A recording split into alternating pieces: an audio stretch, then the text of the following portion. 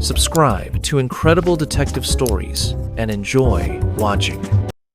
The bronze baby shoe sat on my desk like a paperweight made of guilt. It had been 3 months since Simon Weiss, the so-called Auditor, was locked away in a high-security mental ward. The city had moved on.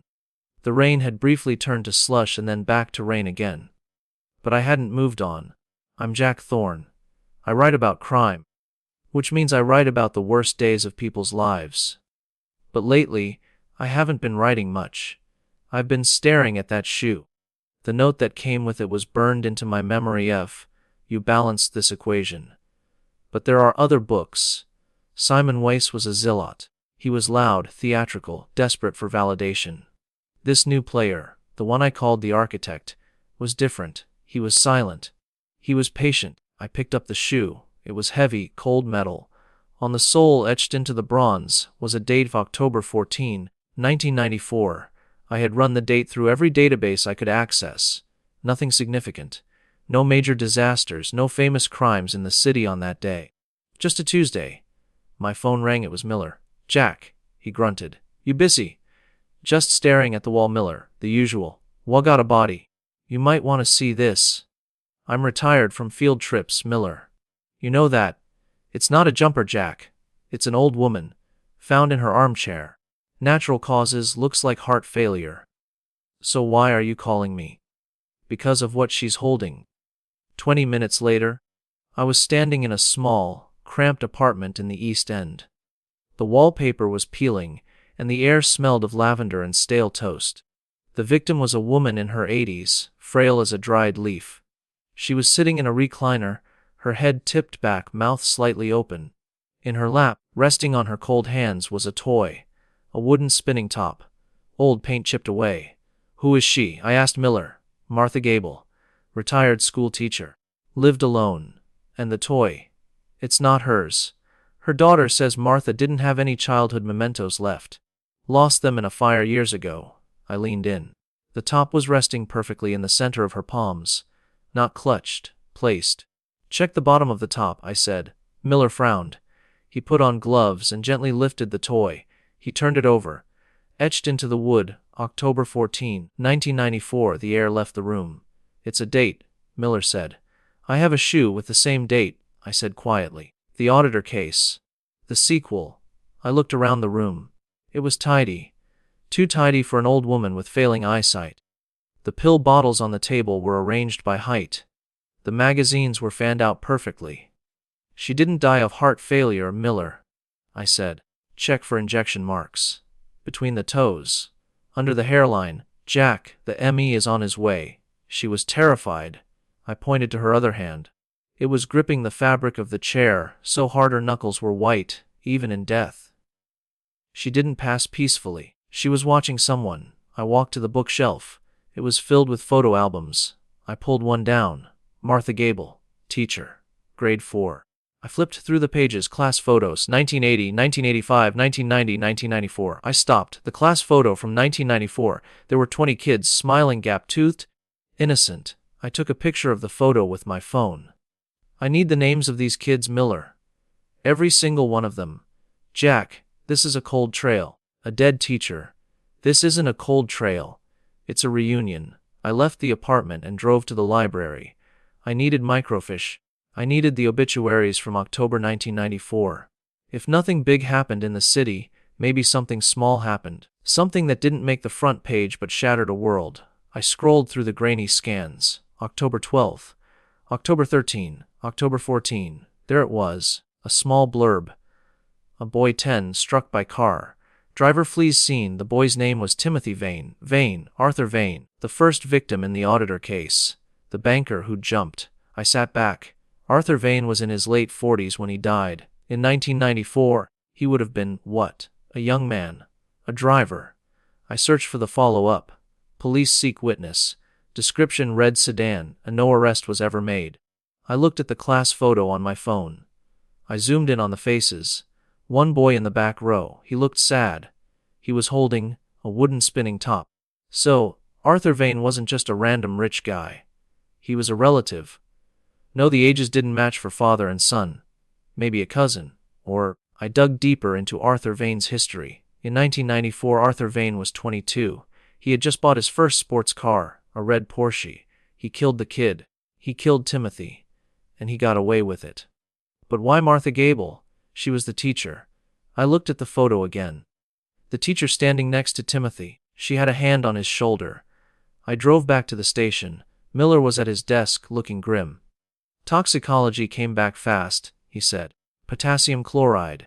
Stops the heart instantly. It leaves almost no trace if you don't look for it. It was murder, I said. Yeah. And we found something else. In her diary. He slid a photocopy across the desk. October 14, 1994. I saw it. I saw the red car. I saw the young man get out and look at poor Timothy. Then he got back in and drove away. I was too scared to speak. He looked so powerful. I am a coward. She was the witness, I said. She saw Arthur Vane kill that boy. And she kept her mouth shut for 30 years, Miller said. Arthur Vane is dead, Miller. The auditor killed him. So who is killing the witnesses now? Maybe someone who thinks Vane got off too easy. Someone who isn't satisfied with just his death. Someone who wants to erase everyone who let it happen. The architect. I said. Who? The person who trained Simon Weiss. Simon talked about balance. This is erasure. I went back to the list of victims from the first case. Councilman Holloway, Judge Ross, Dr. Sterling, Julian Reed. I needed to know where they were on October 14, 1994. I spent the night in the archives again. My eyes burned. The coffee tasted like battery acid, but the picture was forming. Councilman Holloway was a beat cop in 1994. He was the first responder to the accident. He wrote the report.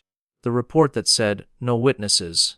Judge Ross was a district attorney. She declined to prosecute a suspect who matched Vane's description because of lack of evidence. Daughter. Sterling was the ER doctor who pronounced Timothy dead. Did he miss something? Or did he hide something? Julian Reed, the tech CEO. I couldn't place him. In 1994, he was a college student. What was his connection? I found it in an old university newsletter. Julian Reed and Arthur Vane win debate championship. They were roommates. Reed was in the car. He was the passenger. They were all involved. The cover-up. The silence. Simon Weiss, the auditor, had killed them for their corruption in the present. But someone else, the architect, had fed Simon their names. Simon thought he was fighting capitalism. In reality, he was just a hitman for a 30-year-old vendetta. And now, the architect was cleaning up the loose ends that Simon didn't know about. The teacher who saw it all. Who was left? I looked at the class photo again. Timothy. Who were his parents? I found the obituary again. Survived by his mother, Elena.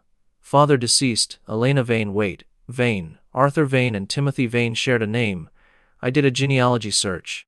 Arthur Vane was Timothy's uncle. Arthur killed his own nephew. And the mother, Elena, I searched for her. Elena Vane disappeared from public record in 1996. But I found a marriage certificate from 1980. Elena Vane married a man named Christopher Arras, Dr. Arras. The dead psychiatrist found in the chair. The man Simon Weiss worked for. My head was spinning. Dr. Arras was Timothy's father. No, the obituary said father deceased. I looked closer at the dates. Christopher Arras changed his name in 1995. Before that he was Christopher Vance. It was a tangled mess of names and grief. But one thing was clear. The parents. If the father was the dead psychiatrist, who was the mother? And where was she? I looked at the bronze baby shoe on my desk. It wasn't sent by a man. The handwriting was elegant. You balance this equation. I grabbed my coat. I needed to find where Elena Vane went, and I had a terrible feeling she wasn't far away. The trail of Elena Vane ended at a private sanatorium called the Pinans in upstate New York. She had checked in for severe depression in 1996. She checked out in 1998. After that, a ghost. But ghosts have to eat. Ghosts have to live. I went back to the bronze shoe. I turned it over in my hands. It was heavy, solid. I took a magnifying glass and looked at the heel. There was a tiny maker's mark. A stamp. Foundry 44. I looked it up. It was a boutique metal shop in the Arts District. They specialized in custom casting. I drove there in the rain. The city was a gray wash of misery. The shop was a converted garage, smelling of ozone and hot metal. The owner was a burly man with soot in his beard. "I remember this," he said, holding the shoe. "Weird job. Lady came in about 6 months ago, brought a whole box of old stuff. Toys, shoes, a rattle. Wanted them all bronzed. Said they were for a memorial. What did she look like? Older, classy, sad eyes, dressed in black. Paid cash. Did she give a name?" "She gave a name for the receipt. Vance. Christopher Vance. Dr. Aris's old name." "Did she leave an address?" "No. But she asked for delivery for the heavy stuff. A big rocking horse. Cast iron. Where did you deliver it?" He flipped through a greasy ledger.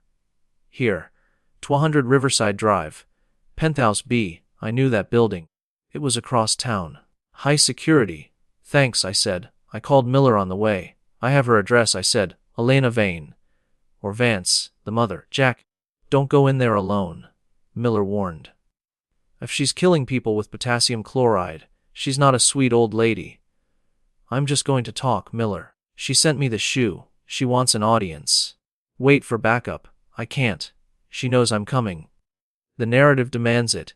I hung up. Riverside Drive was slick with rain. The building was a pre-war fortress. I flashed my press pass to the doorman. "I'm expected." I lied. He checked a list. "Mr. Thorn." "Yes." "She said you might stop by." My stomach dropped. She knew. I took the elevator to the penthouse. The doors opened directly into the living room. It was a shrine. The walls were covered in photos of a boy, Timothy, from birth to age 10. In the center of the room, there was a large, cast-iron rocking horse. And sitting in a velvet chair by the window, watching the rain fall on the Hudson River, was a woman. She was silver-haired, elegant, wearing a black silk blouse. She didn't turn around. "You found the shoe," she said. Her voice was soft, cultured. "I did," I said. "And I found Martha Gable. Poor Martha," she sighed. She carried that guilt for so long. It was heavy for her. I relieved her of it. "You killed her." She turned the chair slowly. Her face was unlined, preserved by grief and money. Her eyes were cold, dead things. I balanced her, "Mr. Thorn. Just like your friend Simon balanced the others." "Simon didn't know about Timothy, did he?" I asked. "He thought he was fighting a class war." "Simon was a useful tool," she said. "My husband, Dr. Aris, he was weak. He knew the truth about our son's death. He knew his brother Arthur killed him. He knew they all covered it up. But he did nothing. He just drank and wrote his little philosophy books." She stood up and walked to the rocking horse. She ran a hand over the cold metal. "So I took over," she said.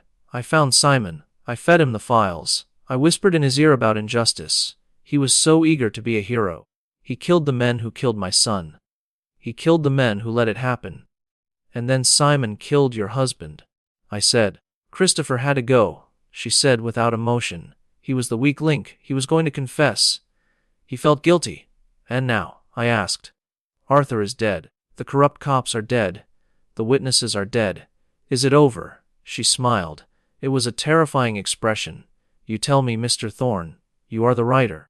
Does the story end when the villain dies? Or does it end when the hero learns the truth?" "I'm not a hero," I said. "No. You are the witness now. You are the only one left who knows the whole story."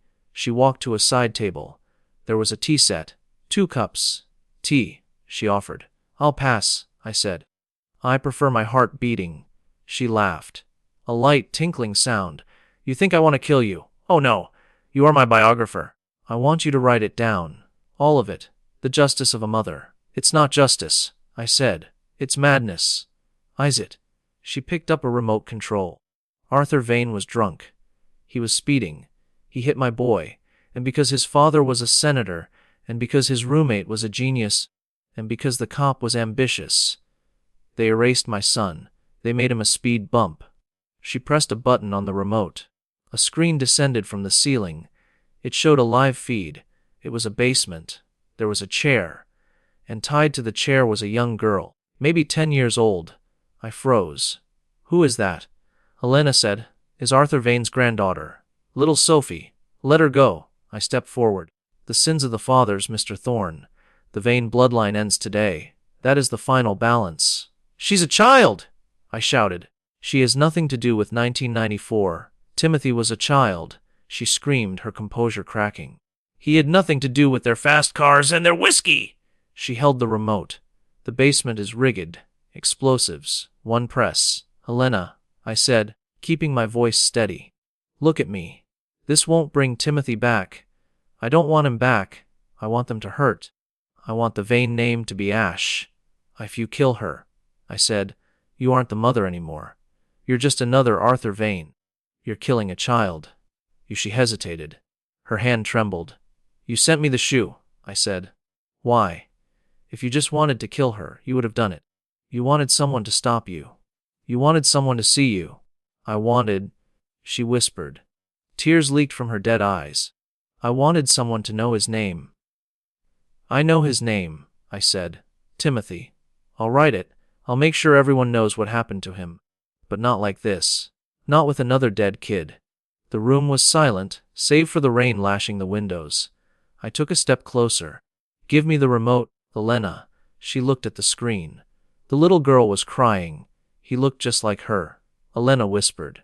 In the casket. She looked at me. The rage was fading, replaced by an infinite, crushing exhaustion. It hurts, she said. It hurts every day.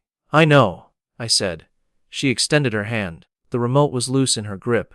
I reached out. The window behind her exploded inward. Elena jerked.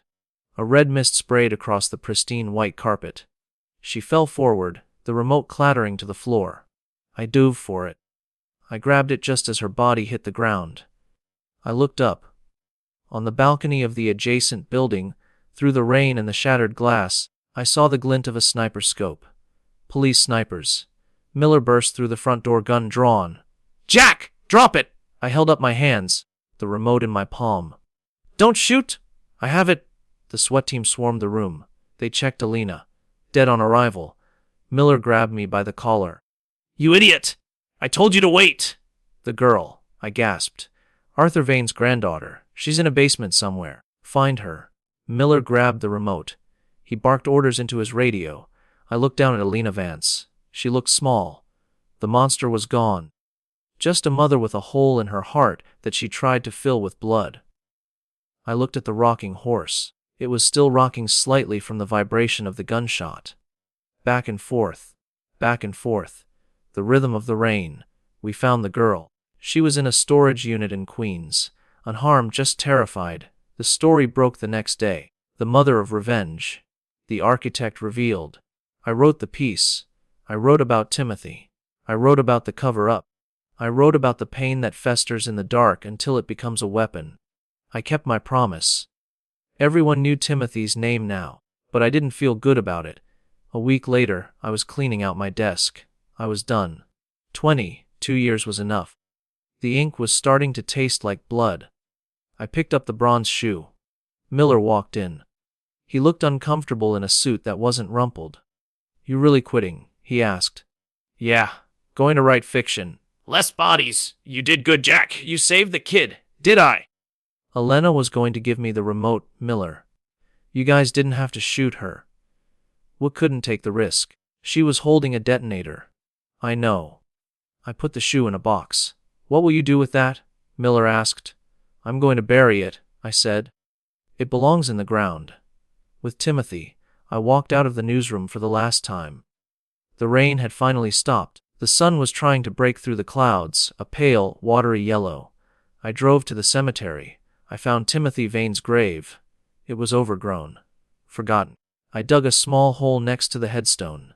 I placed the bronze shoe inside. Rest now, I whispered. I stood there for a long time. The city was noisy in the distance, a beast that never sleeps. But here it was quiet. I turned to leave. As I walked back to my car, I saw a figure standing by the gate. A young man. He was leaning on a cane, limping slightly. It was Simon Wace, the auditor. Wait, he was in maximum security. I stopped, my heart hammered. He smiled. It was a sad, broken smile. Hello, Mr. Thorn. How are you out? I asked. Compassionate release. He tapped his leg. The bullet you saved me from, it did some nerve damage. And the lawyers, well, Elena left a very large trust fund for my defense before she died. She used you, Simon. I know, he said. But the equation is balanced now. Is it? He looked at the sky. The rain has stopped, for now, I said. I read your article, Simon said. You write beautifully. You understand the weight of things. He started to walk away, limping down the path. Where are you going? I called out. He paused. I'm going to find a new hobby. Maybe gardening. Something that grows. I watched him disappear into the city. I got in my car. I looked at my notebook on the passenger seat. I picked up a pen. I wasn't a reporter anymore, but I was still a writer. And the story never really ends. It just changes narrators. I wrote one last line in the notebook. The rain stops, but the ground remembers. I started the engine and drove into the sunlight.